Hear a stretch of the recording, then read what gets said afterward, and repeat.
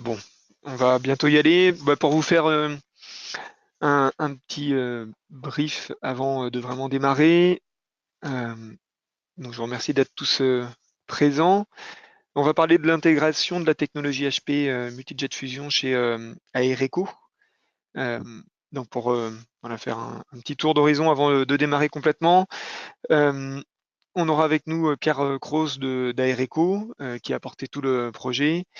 Xavier Tressel de l'Application Engineer de chez HP étant absent, il a eu une urgence de dernière minute, il ne pourra pas participer, mais nous avons la présence de Quentin Philippon, qui est ingénieur d'application HP chez Creos, et moi-même, Alexandre Brosseau, co-gérant de la société Creos.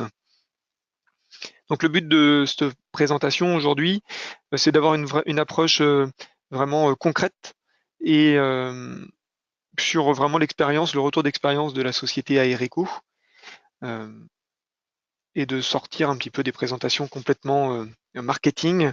Il y a eu beaucoup de présentations sur la solution HP ces derniers mois, ces dernières années. Et là, vraiment, on a un industriel français qui a la solution chez lui et qui l'utilise tous les jours. Donc voilà, le but, c'est vraiment de voir comment ça fonctionne chez Aereco, pourquoi ils ont choisi la machine, quel était le projet initial, quelles étaient les attentes, comment il l'a intégré, et puis surtout, qu'est-ce qui Aereco fait aujourd'hui avec cette machine. Voilà, comment ça répond au projet initial, comment ça va plus loin, ou quels sont les projets qui finalement ne se font pas parce que finalement c'est en dehors ça va plus loin que ce qui était prévu, ou différemment, comment ils ont remodifié l'utilisation de la machine. Alors, on attend encore une petite minute, il est bientôt 5.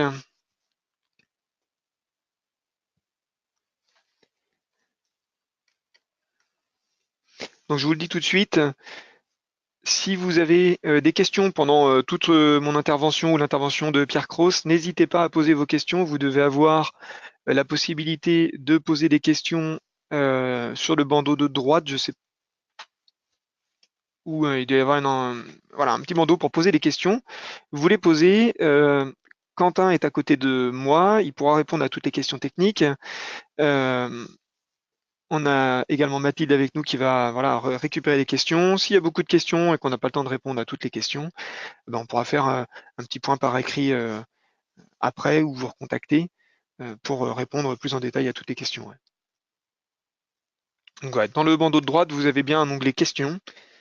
Voilà, vous posez vos questions, soit en privé si vous voulez avoir de la discrétion, ou sinon c'est envoyé à tous.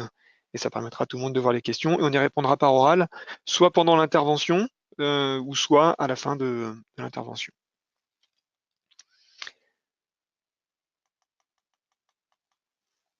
Ok, bon, on a un peu plus de monde, on va démarrer. Les retardataires prendront la présentation en cours.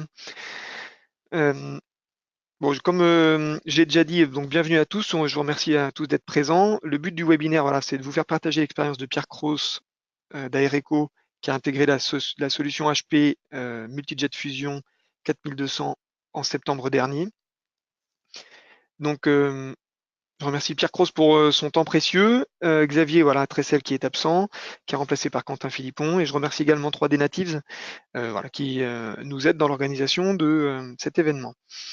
Au niveau du programme, au niveau des horaires, euh, je vais faire une introduction rapide sur la solution HP, comment elle fonctionne, voilà, comment c'est constitué. Ensuite, je passerai la main à Pierre pour qui nous présente la société Aereco, leur activité, et surtout voilà, comment il a introduit la solution HP, ce qu'il a fait avec et comment il l'utilise aujourd'hui. Euh, Ensuite, je reprendrai la parole pour vous présenter quelques cas d'application HP à travers le monde, et ensuite nous répondrons aux questions que vous aurez posées. Donc encore une fois, si vous avez des questions pendant euh, notre intervention, n'hésitez pas à les poser. On y répondra soit à la fin ou soit en cours de diffusion.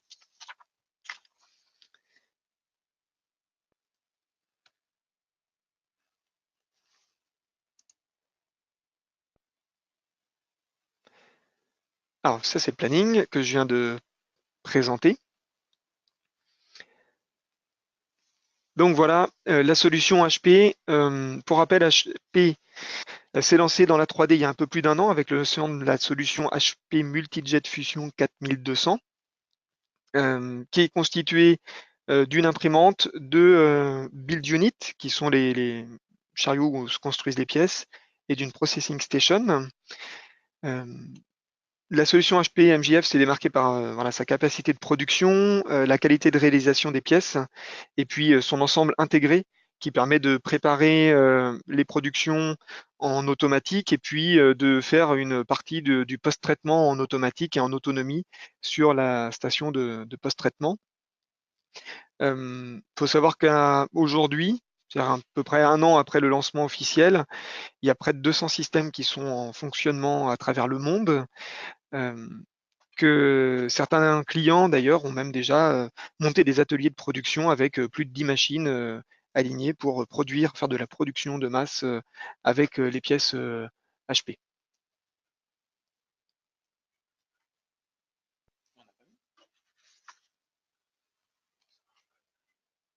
Alors, on me fait signe que vous ne voyez pas l'image. Est-ce que tout le monde voit bien mon écran? A priori, oui. Merci à ceux qui ont levé la main pour répondre.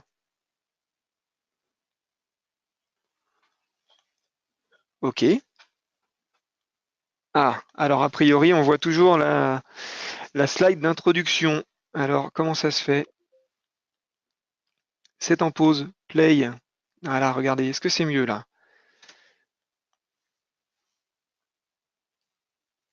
C'est mieux? Ok, super. Je ne sais pas pourquoi c'était en pause. Excusez-moi pour ce petit euh, contretemps. Donc, vous n'avez pas loupé grand-chose au niveau des présentations. C'est notre première, hein, je vous prie de m'excuser, c'est notre premier webinaire. Voilà. Donc voilà, c'était le planning. Et puis ensuite, j'en étais là sur la présentation de la solution HP, donc avec l'imprimante, les build units et la processing station. La solution MJF donc, a été lancée il y a un an avec un seul matériau initialement qui était du PA12. Aujourd'hui, il y a plusieurs autres matériaux qui sont disponibles. Il y a un PA12 chargé billes de verre et un PA11. Euh, et puis, il y a tout un tas d'autres matériaux qui sont en développement. Sachant que la solution HP repose sur une plateforme ouverte. C'est-à-dire que il y avait quatre grands chimistes qui étaient dans le projet de départ avec HP, mais aujourd'hui, il y a plus de 50 sociétés, des fabricants, des chimistes qui travaillent avec HP au développement de nouveaux matériaux, avec quelques-uns des plus connus qu'on a ici, Arkema, Evonik, Lehmann Voss, BASF, Henkel, Snopec, voilà, il y a Sinopec, pardon.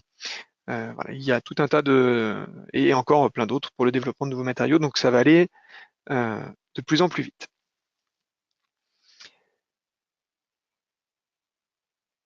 Je vais passer la main et la parole à Pierre qui va pouvoir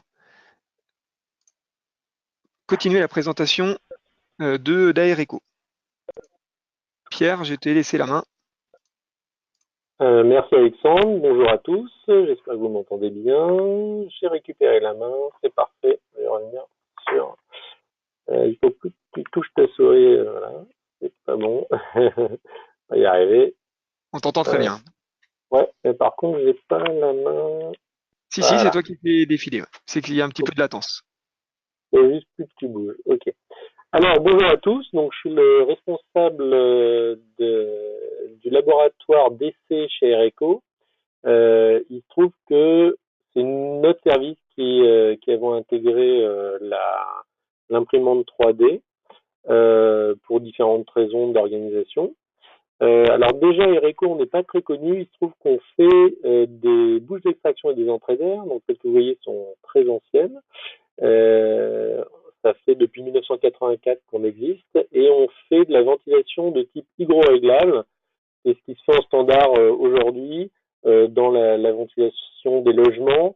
Et on a donc des produits qui sont principalement en plastique qui sont des entrées d'air qui se mettent sur les fenêtres pour faire entrer l'air dans le logement, et des bouches d'extraction qui sont reliées au système de VMC pour venir faire l'extraction de l'air vicié.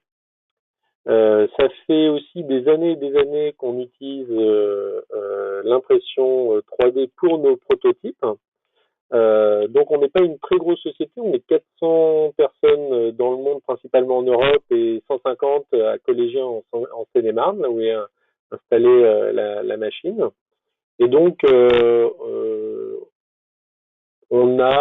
ça fait donc des années qu'on utilisait principalement de la SLS qu'on sous-traitait pour faire nos prototypes.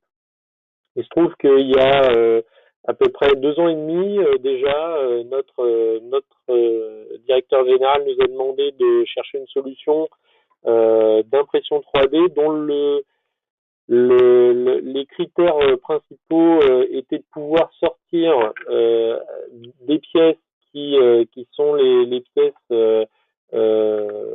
que vous avez vues. Alors, je pense que sur la présentation, j'arrête de bouger là tout de suite, mais on va en voir, mais les entrées d'air sont des pièces assez longues qui peuvent faire 30 à 40 cm de long, voilà, comme on le voit sur l'écran là. Ça se met sur les fenêtres. Et ça, c'est des pièces qui sont pas du tout faciles à sortir dans les autres technos. On a essayé pendant un moment de faire sortir ces pièces-là dans beaucoup de technos différentes qui étaient plutôt moins chères que de la SLS. Au début de nos recherches, la machine HP n'existait pas. Et donc, c'était quand même, somme toute, assez compliqué de sortir les pièces. Elles étaient soit cassantes quand c'était des résines photosensibles, soit mécaniquement, on n'avait rien qui était satisfaisant. Et c'était un des critères. Alors pourquoi nous on achetait la machine? C'était pas juste pour sortir des prototypes comme cela, parce que ça on le faisait depuis longtemps. On avait une problématique concernant l'innovation. On voulait pouvoir vraiment progresser, vraiment s'en servir pour la recherche, pour trouver de nouvelles solutions, de nouvelles idées.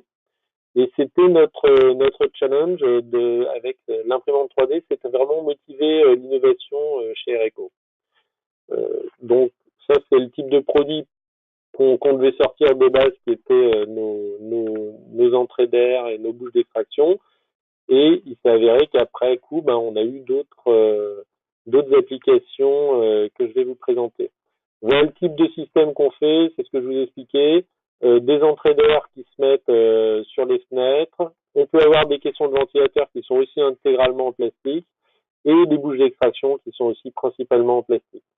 Alors, il se trouve qu'on utilise un faisceau de tissu dans nos produits hydro-réglables. Donc, ça veut dire quoi? C'est-à-dire que ces faisceaux de tissu vont s'allonger ou se rétrécir en fonction du taux d'humidité relative des pièces, qui sont dépendantes en fait de l'occupation du logement.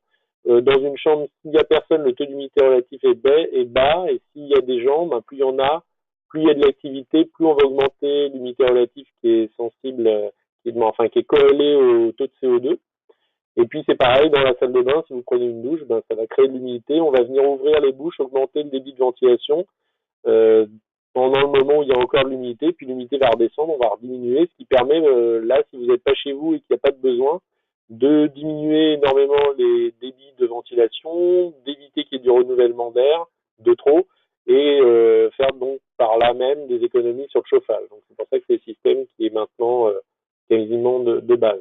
Donc tous ces produits que vous voyez à l'écran, ça va être le minimum qui était demandé à l'imprimante, sachant que tout ce qui était sorti auparavant était fait en SLS.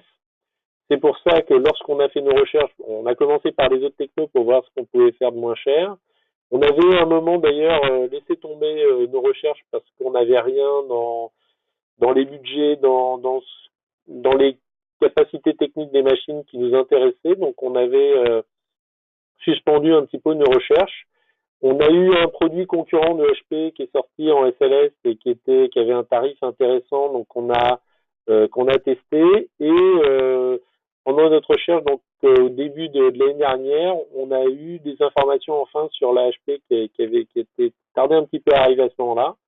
Et on était donc très très près, très très au courant de ce qu'on voulait, de ce qu'on voulait pas. Et donc on a pu faire des tests assez rapidement avec l'imprimante pour pouvoir nous décider relativement rapidement sur ce projet. Donc pour vous donner une idée, voilà, on fabrique à peu près 3 millions de produits en plastique par an, principalement des produits en plastique. Donc c'est pas des produits qu'on va imprimer avec l'imprimante, c'est des produits qui sont injectés. Mais on va voir dans les applications qu'on a que malgré qu'on ait choisi cette machine principalement au départ pour faire du prototype, c'est pas ce qu'on fait majoritairement avec la machine aujourd'hui. Ouais. Pierre, j'ai une question Oui. qui vient bien directement. Est-ce que vous aviez déjà des machines de fabrication additive avant d'avoir la HP? Alors on n'en avait absolument pas. on, on sous-traitait tout et on faisait relativement peu de proto. Je pense que le budget de proto qu'on avait avant tournait aux alentours de 15 à 20 000 euros maxi de proto par an, les années où on avait vraiment des grosses charges de développement. Donc effectivement, on n'avait pas du tout de machine, on n'avait pas non plus de connaissances euh, sur l'utilisation de ces machines-là. Alors, on a vu qu'il y avait des machines qui étaient assez simples à utiliser, mais les machines de SLS nous ont paru à nous, qui n'y connaissons rien qui avions personne pour se servir de ce matériel-là, compliqué. Ça a été un des éléments qui nous ont poussé à choisir la HP, c'était la simplicité d'utilisation, le fait qu'il n'y ait pas de paramètres de réglage, beaucoup d'entretien, etc. Ça nous a intéressé sachant que moi je m'occupe du laboratoire, que j'ai un technicien d'essai qui était déjà dédié au prototype pour la réalisation de prototypes et de bancs d'essai. Et c'est lui qui a été affecté à cette machine avec une formation extrêmement sommaire que d'ailleurs plusieurs personnes chez nous ont suivi pour pouvoir utiliser la machine en cas de besoin. Alors j'ai toujours autant de mal à faire avancer les slides, je suis désolé, parce que la souris bouge toute seule, voilà. Alors, je ne sais pas pourquoi elle bouge autant, je suis désolé, c'est pas moi qui l'ai fait bouger. Voilà notre atelier, on va revenir en arrière. Non, il ne veut pas venir. C'est moi, Pierre, Attendez. qui fait bouger. Tu me dis, tu veux parler de ça ou je passe sur le laboratoire? Tout On à va peut-être fait, passer sur le laboratoire? ouais, tout à fait. Tu peux passer au laboratoire. Voilà. Donc, ben, nous, on s'est installé un petit atelier qui était prévu d'ailleurs de longue date parce qu'on a déménagé en 2014. On avait prévu une pièce qui servait à remplacer notre atelier de bricolage, labo et recherche qui était équipé de quelques machines, une fraiseuse, un petit tour d'équipement de base comme ça. On avait prévu d'ailleurs au départ de racheter une fraiseuse, mais notre service mécanique en a racheté une toute neuve, donc on a récupéré un peu de budget. Et il se trouve que on a donc installé dans une pièce qui a été totalement dédiée au prototypage, où donc on avait largement la place d'installer. On a réinstallé conformément aux prescriptions un gros système de ventilation. Pour le coup, qu'on fabrique pas nous-mêmes parce que c'est du tertiaire et gros et qu'on fait pas nous. Donc on voit l'imprimante au milieu, à droite un petit peu cachée la processing station, la sableuse, donc on les voit bien là. Alors ça c'est l'ancienne configuration pour la matière, là sur la processing station, maintenant elle est un petit peu différente avec les bidons de 300 litres. Et voilà, donc il y a besoin de cet espace-là. Une clim aussi, une clim qui a dû être ajoutée qui est dédiée à l'utilisation de l'imprimante. On voit la sableuse et puis à droite notre système maison de teinture pour teinter les pièces en noir. Maintenant, il y a d'autres systèmes plus industriels pour ça, mais celui-là est vraiment pas cher. Et ça nous suffisait, étant donné que nous, notre usage est interne, on fait que des pièces pour nous-mêmes, on n'en revend pas, donc on a des critères sur la qualité ou sur le contrôle ou des choses qui sont différentes des services bureaux. Donc nous, on a pu s'acheter une machine à bière à 400 euros pour faire de la teinture, ça ne pose pas de problème pour nous. Tu peux changer de slide, Alexandre, s'il te plaît. Voilà. Donc là, c'est un des exemples qu'on a de pièces qui sont pour le coup des pièces qui vont sur des produits de série. Sachant que nous, les bouches qu'on voit là, c'est des bouches dont on fabrique des centaines de milliers d'exemplaires par an. Et il se trouve que sur certaines séries, s'il y a des mises à jour ou des changements, les bouches d'extraction répondent à des réglementations qui peuvent parfois changer, à des avis techniques, etc., où il peut y avoir des modifications.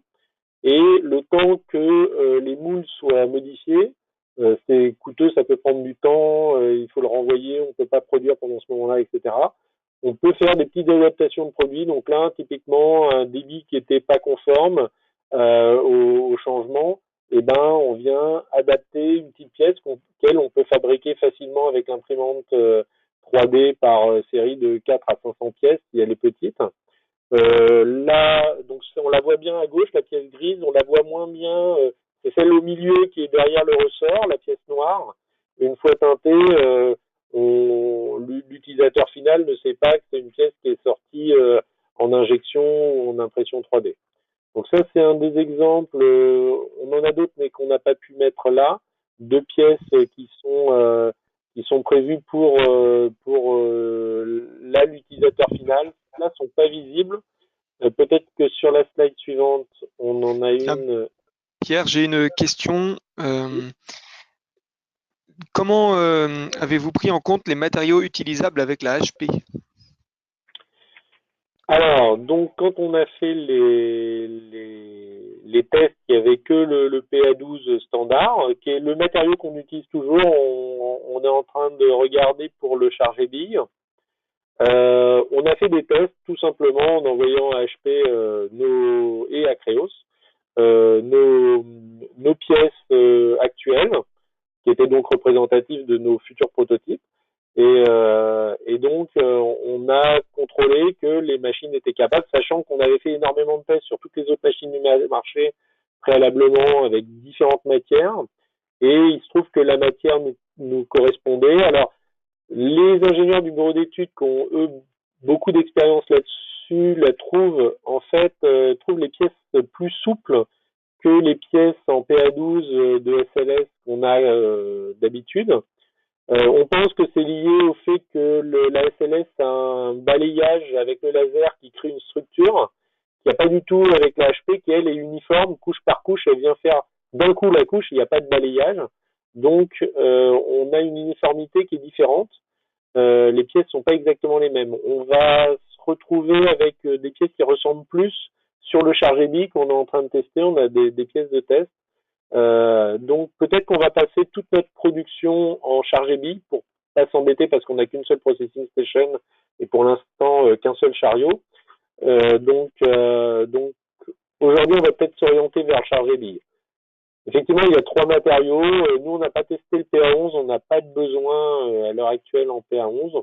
Peut-être le futur TPU ou TPE, je sais pas comment il s'appelait, le matériau souple pour faire des joints peut nous intéresser aussi éventuellement. Mais pour moi, il faut vraiment faire des tests, sachant que c'est une matière qui est assez surprenante. On peut, si on dessine un ressort, on va avoir une pièce qui est très souple, qui bouge, qui ne se casse pas.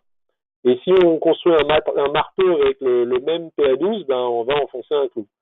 Donc c'est assez variable sur le design.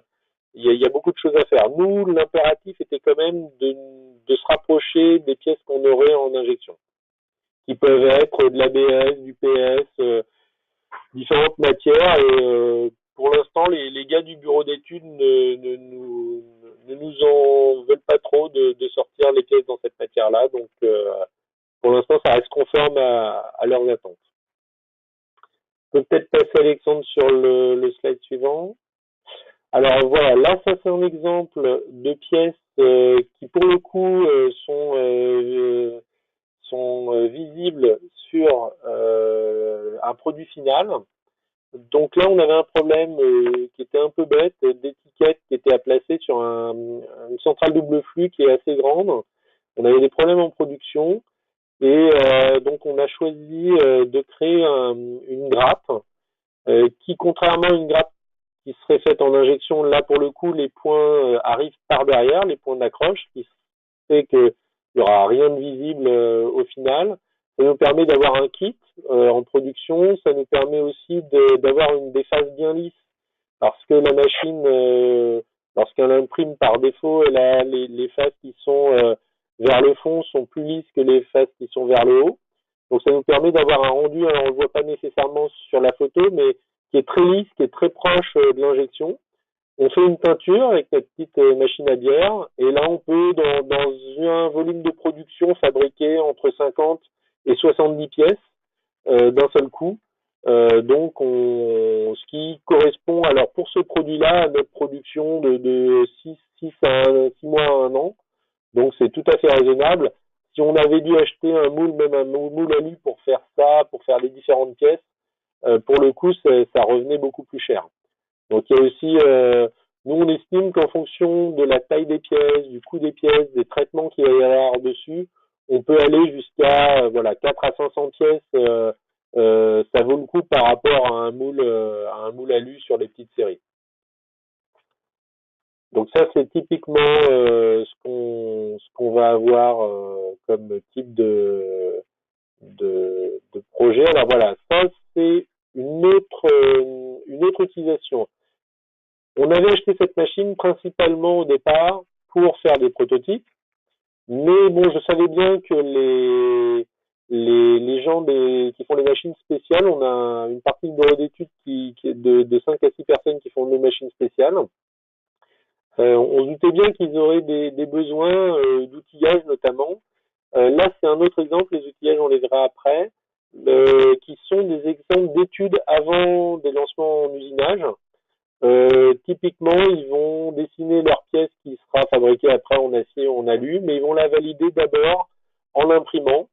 Et donc, ils nous demandent d'imprimer des pièces. Alors, il se trouve que autant la pièce que vous voyez à gauche, qui est un posage de test pour une carte électronique, lui, a été usiné.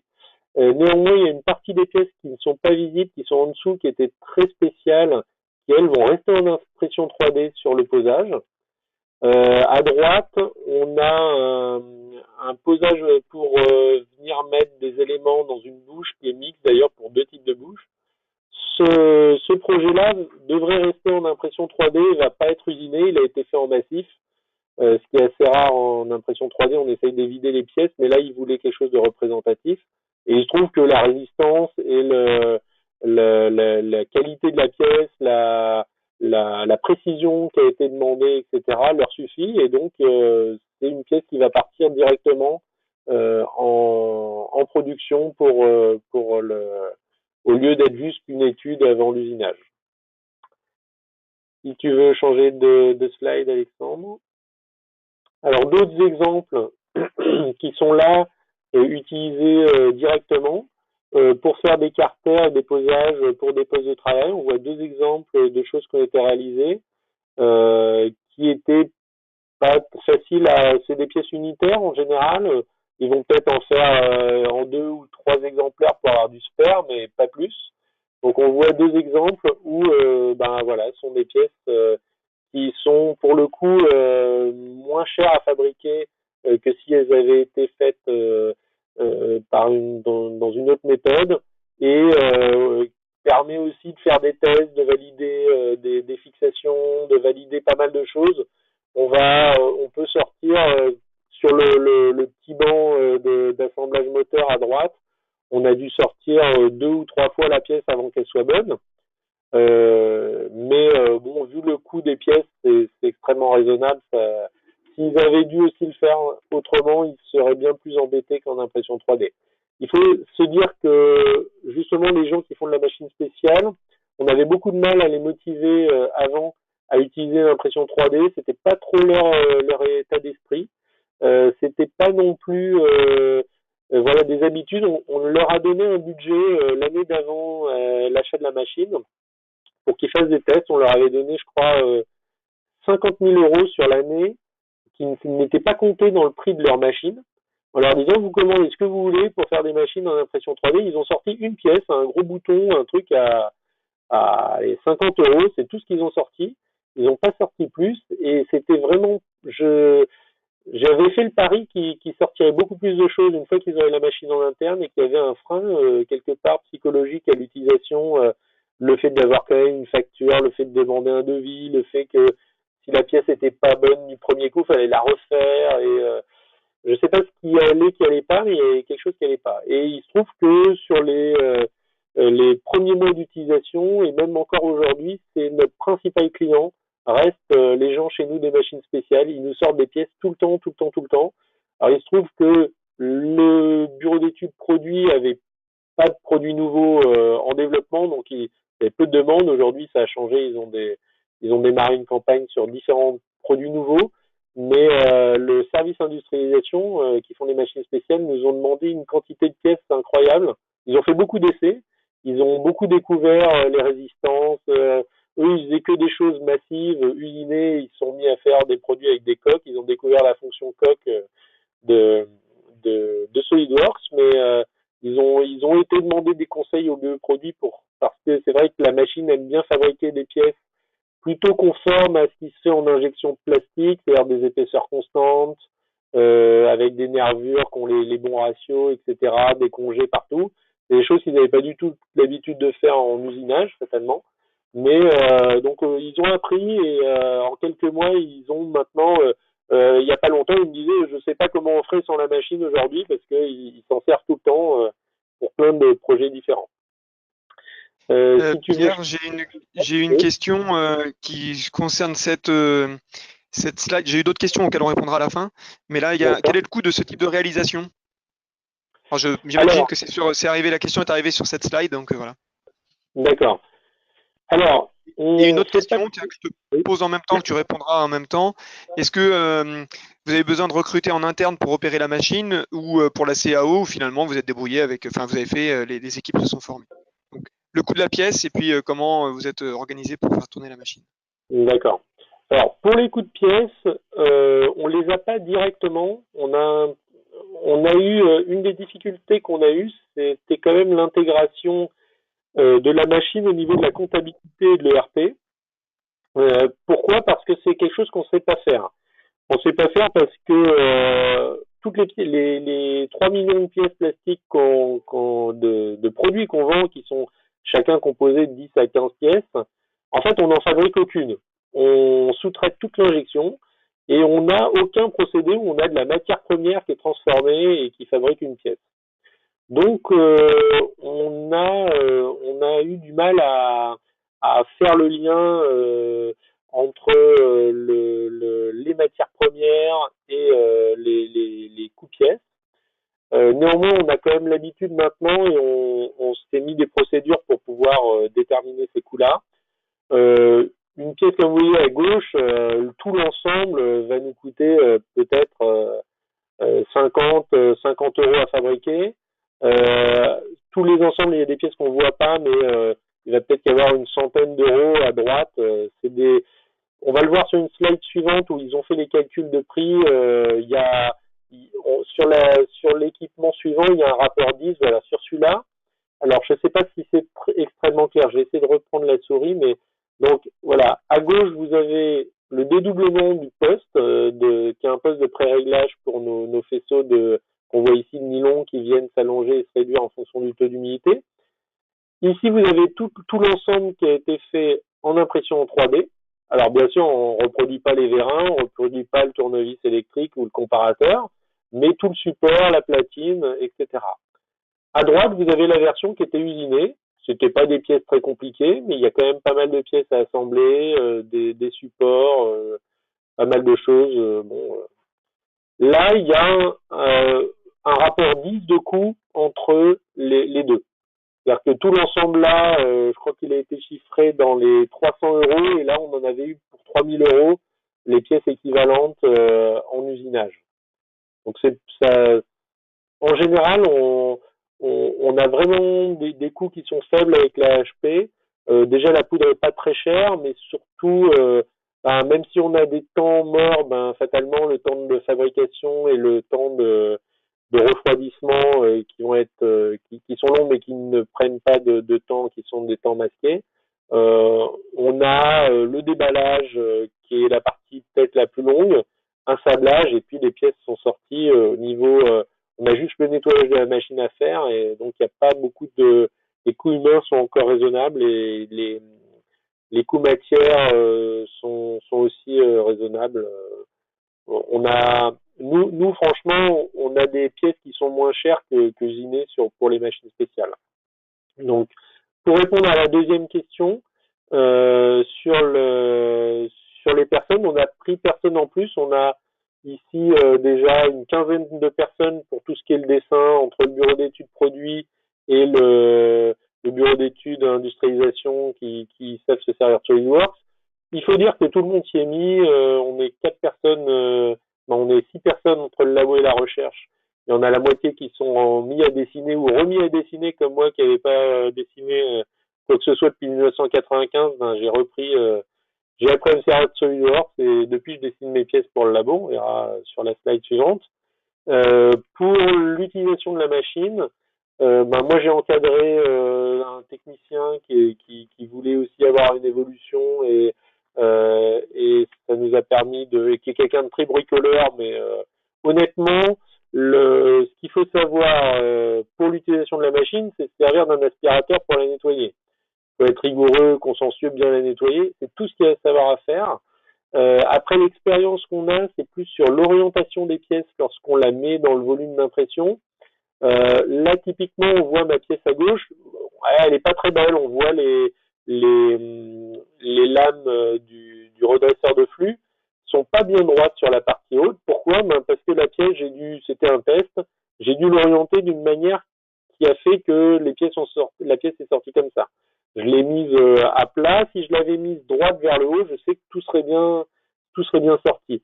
Donc on apprend en fait à pas trop rapprocher les pièces, à bien les orienter en fonction de la demande d'utilisateur, quels sont les codes qui sont à respecter, quel est l'état de surface qu'on veut à quel endroit, est-ce qu'il y a des trous, enfin différents critères qui fait que même parfois nous, on a l'avantage de sortir des pièces pour nous-mêmes, donc on n'est pas un service bureau, on peut se permettre de sortir 5 exemplaires de la même pièce avec 5 orientations différentes pour trouver au final deux ou trois pièces qui auront la bonne orientation, s'en souvenir et le noter pour la prochaine fois.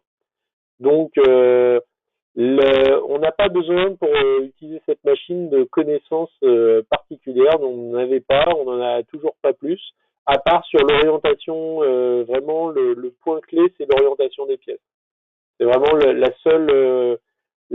seule expérience qu'on doit avoir là-dessus et qu'on fait au fur et à mesure on s'en sert. Et puis il y a des documents de HP qui sont bien faits pour ça, qui nous apprennent qui nous donnent déjà des bases et puis après il y a l'expérience. Et là, voilà, quelques accessoires dont je me sers pour le labo, qui sont des choses qui nous prenaient parfois une demi-journée à réaliser pour en avoir un. Et puis là, j'ai passé une demi-heure à faire le dessin sur SolidWorks. Et quand je le sors, ça me prend tout et pour tout 15 minutes de, de travail effectif pour la personne pour sortir ça. Donc voilà, donc ça c'est des pièces qui sont faites à la demande en fonction du diamètre, etc. Ça ressemble aux pièces qu'on sort pour les machines spéciales, finalement, des adaptateurs, des choses qu'il n'y a pas dans le commerce. Si c'est une pièce qui existe dans le commerce, ça sert à rien de la redessiner et de l'imprimer. Si c'est pas pour l'adapter, si c'est pas quelque chose de spécial, ça vaut pas le coup. Mais sinon, voilà, pour les choses qui n'existent pas dans le commerce et pour la machine spéciale, c'est vraiment super.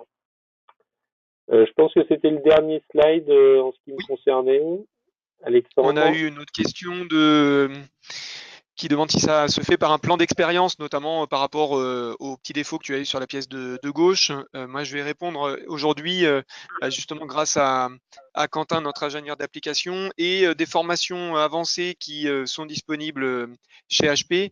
Toutes ces choses-là, on les apprend. Il y a toujours une partie qui va se faire avec de l'expérience générale de l'utilisation de la machine, mais il y a beaucoup de transmission d'informations et d'utilisation. Il y a différentes formations additionnelles qu'on peut avoir en plus de la formation initiale qui permettent d'aller là-dessus sur voilà, le positionnement, l'orientation des pièces. Alors, Néanmoins, sur cette pièce-là, je savais qu'elle sortirait moche déjà, donc il y avait pas de souci. Je l'avais sortie pour voir si les épaisseurs, j'ai des pièces, cette pièce de gauche, elle est soumise à une norme d'essai euh, qui concerne notamment les épaisseurs des parois internes là, des petites lames là qu'on voit dedans. Et en fait, j'avais pas la place dans mon volume d'impression pour la sortir avec l'angle qui était adéquat, donc je savais déjà à l'avance que ce serait moche. Mais je voulais voir si la pièce se tenait, si le fait d'avoir mis un cylindre autour, c'était satisfaisant. Je l'ai pas ressorti encore depuis, j'ai pas eu l'occasion. Mais dès que j'ai l'occasion, je sais que je la ressortirai. Et je sais aussi d'expérience qu'en la mettant sur l'axe Z, elle sortira bien. Et si c'est pas le cas, ben j'augmenterai un petit peu les épaisseurs, quitte à pas être conforme vraiment à la norme, mais je pense que je la ressortirai un peu plus épaisse. Effectivement, il y a des formations, même si moi je les ai pas suivies, nous on a des pièces très très différentes. On a vu qu'il y avait un petit peu de pièces qui étaient utilisées. Alors c'est vrai que pour conclure sur l'utilisation que nous on fait effectivement beaucoup de machines spéciales et là, ben même l'expérience et ce qu'on en sort, ben c'est des pièces qui sont souvent uniques, qui ont pas été faites avant. Après, pour tout ce qui est la production de pièces en petite série, ben là, on a le temps de se roder quand même, de se faire déjà des pièces de test, des orientations, valider les orientations avant de faire un chariot complet avec 100 ou 400 pièces dans le chariot. Donc, c'est des choses, effectivement, ça dépend des cas. Il y a des cas où c'est vrai que ça peut être intéressant d'avoir les formations. Je pense qu'un de ces jours, on les fera. Mais c'est vrai que la machine est quand même très très simple à utiliser. Et quand on a la possibilité de faire des tests, nous, on a beaucoup appris en faisant des tests, c'est vrai. Tiens, j'ai une question pour toi directement. Il y en a deux, trois autres, on répondra à la fin. Il y avait une question tout à l'heure, quelqu'un nous a demandé si le but est de vendre des pièces dans le futur, des pièces directement imprimées avec la HP, j'imagine. Est-ce que c'est quelque chose qui a Alors, été envisagé ou qui se fait déjà finalement? voilà. Alors, effectivement, nous, on ne l'avait pas vu comme ça. L'utilisation principale, c'était vraiment du prototype, faire beaucoup de prototypes. On a eu aussi le cas de démontrer que ça avait été utile conjointement avec d'autres outils comme notre salle, on a des salles d'essai acoustiques. Et on avait une problématique sur de haut vent où ben, ça fait des années qu'on n'arrivait pas à avoir les résultats obtenus vraiment satisfaisants. Et là, conjointement, voilà, l'ingénieur qui s'est chargé de ça a sorti des tas de configurations, une cinquantaine. Il l'aurait jamais fait sans avoir la machine chez nous. Et il a testé les 50 cas et il a fini par trouver les cas qui marchaient vraiment bien, les combinaisons dimensionnelles qui fonctionnaient bien. C'est pas quand même des produits effectivement qu'on sortira en série. Pour les produits en série, donc c'était pas notre utilisation principale, mais on a quand même choisi la 4200 par rapport à la 3200 en prévision de sortir des pièces effectivement pour l'utilisateur final comme on le voit. Dans les slides précédents, on a pu voir des pièces qui étaient des mises à jour de produits qui, elles, ne se voient pas. Donc là, on a moins de contraintes. Et on a quand même trouvé des utilisations pour des pièces qui se voient. Il faut quand même se rendre compte que l'état de surface, les pièces brutes sont difficiles à vendre quand même en l'état à des clients qui ont l'habitude d'avoir des pièces d'injection. Les états de surface vont demander parfois des traitements, mais en fonction des cas, comme pour nos étiquettes, là, ça correspond parfaitement. Il y a aussi beaucoup de cas où, avec de la tribiofinition, avec des teintures, avec de la peinture, il y a beaucoup de cas où on a quand même la possibilité de faire des pièces finales. Nous, on a des quantités très importantes. Quand c'est des séries de 100 à 200 000 pièces, c'est compliqué de les sortir avec la machine. C'est pas notre but. Et puis le coût est au moins 10 fois plus important qu'une pièce injectée pour une pièce équivalente. Donc c'est compliqué. C'est vraiment adapté aux petites séries. Franchement, c'est ce que Ouais. je disais. C'est sur des pièces, on fait le calcul vite fait, hein, entre un coup de moule, même un moule à lu qui va faire 30 à 50 000 pièces, en fonction de la géométrie de moule, etc. Les gars du bureau d'études, ils savent tout de suite si ça vaut le coup de le faire ou pas. Sur les étiquettes, pour 50 à 100 pièces par an, on se pose pas non plus la question, on sait qu'on l'imprime en 3D si la machine est capable de le faire. Et si la qualité de la pièce au final est conforme à ce que va nous demander le marketing. Ok, merci Donc c'est au Pierre. cas par cas. Là-dessus, on a tout un tas de retours d'expérience aujourd'hui sur ce qu'on peut Oui, faire. Il y a des quantités importantes qui peuvent être faites sur HP, mais tout dépend du projet. Puis il y a certains projets justement où le design fait qu'on ne peut pas faire autrement que par l'impression 3D. Et justement, oui, je vais continuer et faire deux petites slides hein, rapidement, parce qu'on est déjà, il est déjà moins oui, un quart, sur des applications HP à travers le monde. Je vais en raconter une troisième que j'ai pas mis dans le cas. Euh, une des premières ici, c'est la société SAG-Tubi, qui est une entreprise qui est axée sur des solutions de tuyauterie depuis 1969. Et pour créer des systèmes de fluides et de tuyaux, l'entreprise utilise un processus de cintrage de tubes qui nécessite beaucoup de travail et d'outils, y compris des outils pour plier les tubes et faire des montages ou des moules pour les courbures. Et aujourd'hui, ces outils étaient principalement faits en métal avec en usinage. Ça a entraîné un coût élevé pour chaque outil. Et ils sont passés en impression 3D. Ça leur permet d'être beaucoup plus rapides, d'avoir des moules plus légers pour leur flexion et la vérification des processus. Et ça permet de réduire les coûts et les temps de production pour chaque outil. Donc ça, c'est une société italienne qui utilisent ça et qui ont intégré la machine chez eux. Euh, un autre cas d'application, euh, c'est, pardon, parce qu'il y a une question qui est arrivée en même temps, l'entreprise Ficeps qui a fait un système de bras de peinture pour leur machine, pour leur nouvelle machine. C'est des préhenseurs qui sont entièrement personnalisés sans tenir compte de la production de volume minimum. Et pour plus de liberté de conception, ils ont fait leur préhenseur et leur pince directement en impression 3D. C'est un bras de peinture. Euh, et donc, ça leur a permis de gagner du poids, de gagner de la géométrie, d'optimiser les dimensions sur l'axe Y et donc par conséquence d'optimiser des choses sur l'axe Z. Ça leur permet, comme c'est plus léger, une accélération plus rapide et même de gérer la décélération. Et puis, donc ça leur permet de faire des grandes économies d'utilisation.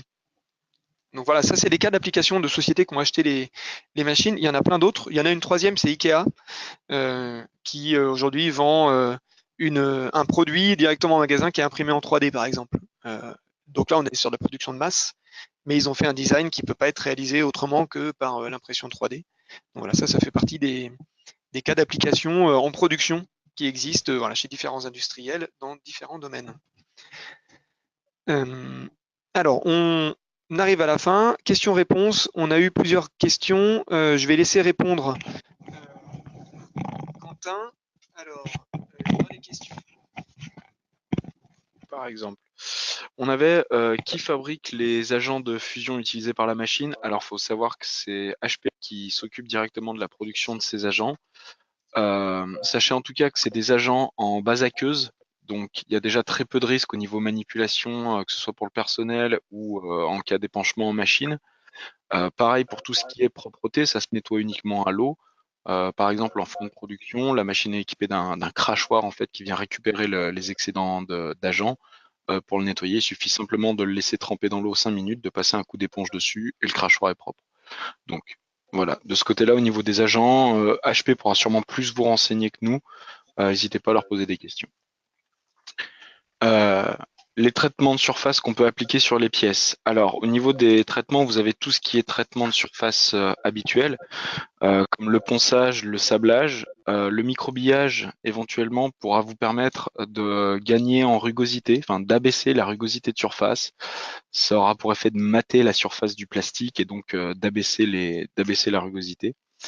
Après, certains sous-traitants pourront vous proposer tout ce qui est des solutions de polissage chimique, grâce auxquelles vous atteindrez vraiment des surfaces extrêmement lisses et un rendu assez tendu.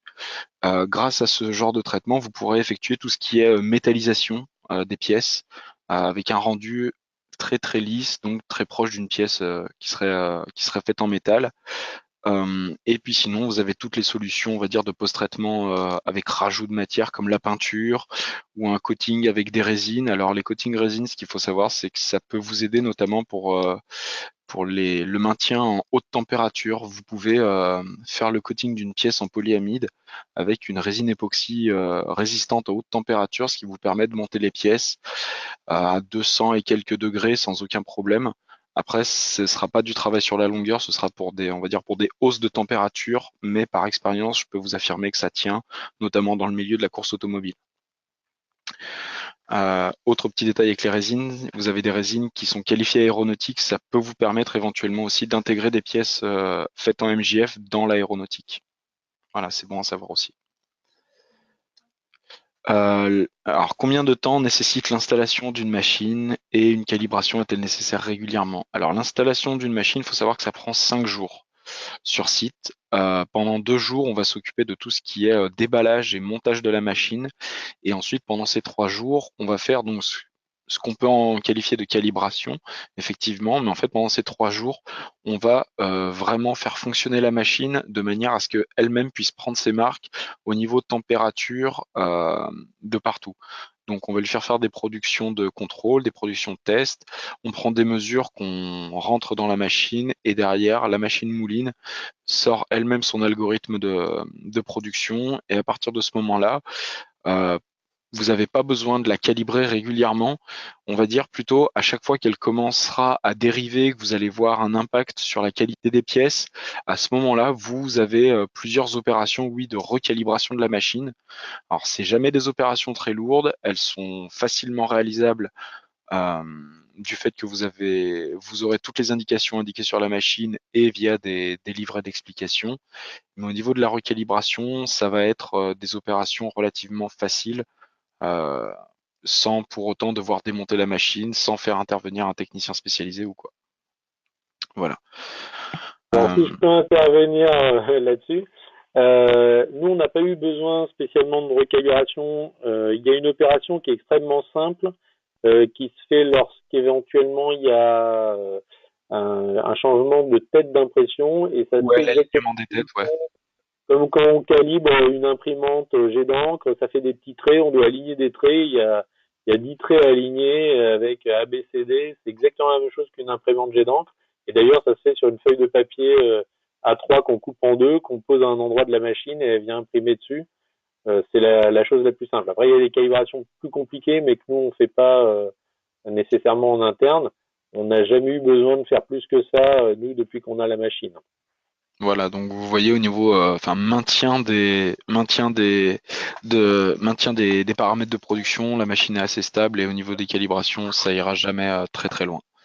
Et également pour l'installation, nous, on n'a pas eu besoin de 5 jours. C'est vrai que c'est pas 5 jours de temps effectif, étant donné qu'on fait une impression, il faut qu'elle refroidisse, etc. Donc, il n'y a pas 5 jours non plus de temps effectif. C'est un grand max. Nous, je pense que ça a pris 2 jours et c'était terminé. Il y avait eu un travail préalable de déballage, donc on va dire 3 jours, mais il n'y a pas nécessairement besoin de beaucoup de temps. Après, ça dépend, ça se passe plus ou moins bien, mais nous, on n'a pas eu autant de temps que ça. D'accord. Pierre, on a une question aussi pour toi directement.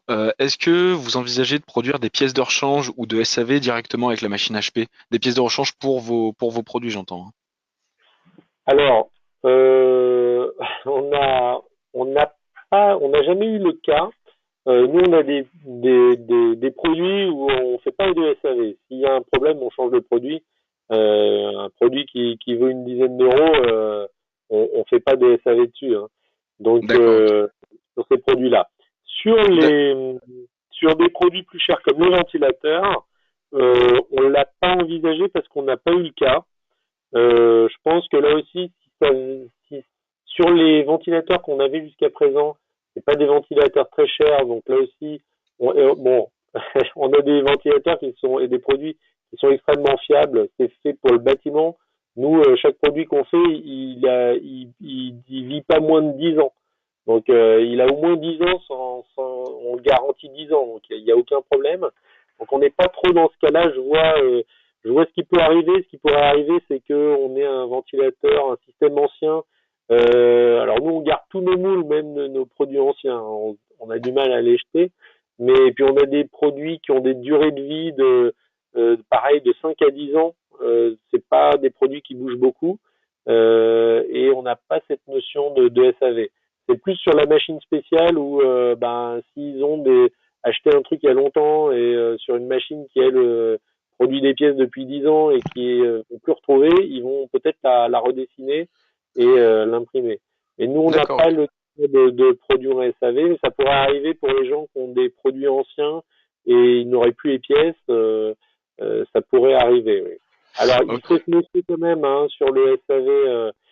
Les produits, effectivement, nos produits à nous, c'est facile parce qu'on connaît bien les caractéristiques. Il y a beaucoup de gens qui s'imaginent pouvoir faire du SAV de plein de choses. Je sais pas, de réparer la machine à laver de je sais pas qui avec des pièces. Il y a des contraintes qui peuvent être très importantes. Il faut savoir ce qu'on fait. Sur l'automobile ou quoi, il y a que les gens, il y a que le fabricant qui peut se permettre de faire des choses comme ça, en sachant Ok. qu'il y a des populations, des critères, et c'est pas du tout évident. Ok, merci Pierre. Après, il y a quelqu'un qui nous demande est-ce que les pièces sont assez résistantes au frottement et à l'huile. Alors, pour ce qui est de l'huile ou pour tout ce qui est d'attaque chimique, je vous rapporte à tout ce qui est caractéristique du polyamide en général, à savoir une très bonne résistance aux acides et aux bases, un petit peu moins aux acides, mais surtout aux bases. Tout ce qui est huile, hydrocarbures, ou ce genre de produit un peu attaquant, il n'y a aucun problème. Mais après, je pense que ça dépendra vraiment du type de produit que vous utilisez. En tout cas, pour tout ce qui est produit chimique d'utilisation commune, il n'y a vraiment aucun problème. Ça reste quand même un thermoplastique relativement stable. Donc, Pour la ça, résistance au frottement, oui. oui, oui. Pour la résistance au frottement, toujours pareil, je vous rapporte à des caractéristiques mécaniques classiques chez le polyamide, c'est-à-dire une assez bonne résistance au frottement, surtout dans le temps. Une très bonne résistance aux UV, d'autant plus que les pièces sont noires, donc il y aura pas beaucoup non plus de blanchissement ou surtout de D'accord. vieillissement accéléré. Voilà, ça reste quand même des pièces que vous pouvez utiliser pour tout ce qui est pièces d'usure, roulement. Ça posera pas trop de problèmes. On n'est pas non plus sur du téflon, mais on s'en rapproche drastiquement quand même. Alors Ensuite, moi, on a, oui, ce qu'il y a pour les frottements, c'est que les pièces, quand elles sont brutes, elles sont grises. Et en oui. fait, il y a une couche extrêmement fine de gris. Quand on l'usine, on se rend compte qu'elle est bien noire, comme Ouais, ouais, elle est l'encre. bien noire en dessous et surtout que ça devient très très lisse. Donc ça peut permettre d'améliorer même des fois le glissement des pièces entre elles. Et en fait, on se rend compte que au départ, cette couche-là, qui est un poil rugueuse, quand on vient travailler dessus, au fur et à mesure où la poncer, on vient voir qu'elle est de plus en plus lisse et en fait, on est de mieux en mieux, quoi.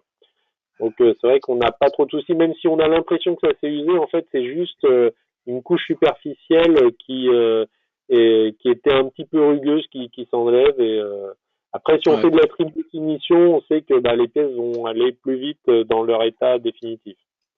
Nous, on s'en sert même parfois pour savoir ce qui touche, ce qui s'use, ou ce qui vient. Si on a bien clippé, on laisse la pièce brute, on s'en sert plusieurs fois et on voit là où elle devient noire, on sait que c'est là où ça frotte ou c'est là où ça bouge. Ok. On va passer à la dernière question parce qu'il est midi. Euh, quel est enfin, il y avait deux dernières questions sur le stockage des poudres et des agents, Quentin. Alors au niveau du stockage et des poudres, il n'y a pas de préconisation spécifique, mis à part mettre ça à température ambiante.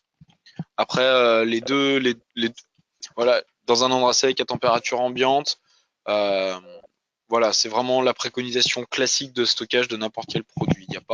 Faut pas un endroit ventilé spécifiquement. Il n'y a pas besoin d'une zone ATEX non plus. Enfin, de ce côté-là, vous pouvez mettre ça directement dans la salle avec la machine, il n'y a aucun problème. Alors, il faut se rendre compte qu'au niveau des produits neufs, on n'a pas du tout de contact. Ils sont emballés dans des cartons et à l'intérieur desquels il y a des sachets qui sont reliés aux buses qui viennent faire les transferts. Donc, on n'est jamais en contact. L'encre, on met le truc, ça se fait tout seul, on ne touche jamais. Les poudres, il y a juste à ouvrir, à mettre l'embout dessus. Donc, c'est pareil, on n'a jamais aucun contact. Après, il faut juste prendre des gants et un masque pour la processing station lorsqu'on fait le déballage. C'est le seul endroit où on voit la poudre, quoi. Mais sinon, et même l'atelier qu'on a vu, ça reste très propre par rapport à ce qui sont en SLS, où on n'a pas nécessairement les stations de post-traitement qui sont comme ça. La station, c'est une grande Sorbonne en dépression. Et on peut même faire le déballage sans rien et ça se passe il n'y a jamais de poudre qui ressort, quoi. On n'a vraiment pas de souci là-dessus. Bon, bah super. Merci Pierre. La présentation touche à sa fin. On a répondu à toutes les questions. J'espère qu'on n'a pas oublié. Si vous avez d'autres questions, bah, n'hésitez pas à nous appeler Créos sur créos.fr. Juste deux, trois éléments pour finaliser. Nous sommes le 5, 6, 7 juin au salon 3D Print. Et HP a annoncé, vous avez peut-être vu sur les réseaux sociaux et vous l'avez l'image, enfin la présentation sur notre site internet, la nouvelle série HP 300 et 500. Donc il y a 4 nouveaux modèles, il y a 2 plateformes, deux tailles différentes avec de la couleur ou en noir et blanc. Donc je vous invite à aller sur notre site internet pour avoir plus d'infos ou à revenir vers nous. On présentera cette machine au salon 3D Print. Et puis en parallèle, le mardi 26 juin, il y a HP qui organise un événement au CEA à Saclay. Ça va être animé par Pascal Dumas, la présidente d'HP France, sur réinventer la manière de concevoir et fabriquer vos produits. Donc voilà, c'est le premier événement HP 3D en France. Donc si vous êtes intéressé, ben, revenez vers nous. Voilà. Merci beaucoup pour votre participation. Merci à Pierre, merci Quentin. Mathilde, Alexandre de 3D Natives. Si vous voulez plus d'infos, creos.fr et puis info@creos.fr, n'hésitez pas à revenir vers nous. Et sinon, venir nous rencontrer au 3D Print prochainement. Voilà, merci de votre attention et puis bonne fin de journée. Au revoir à tous.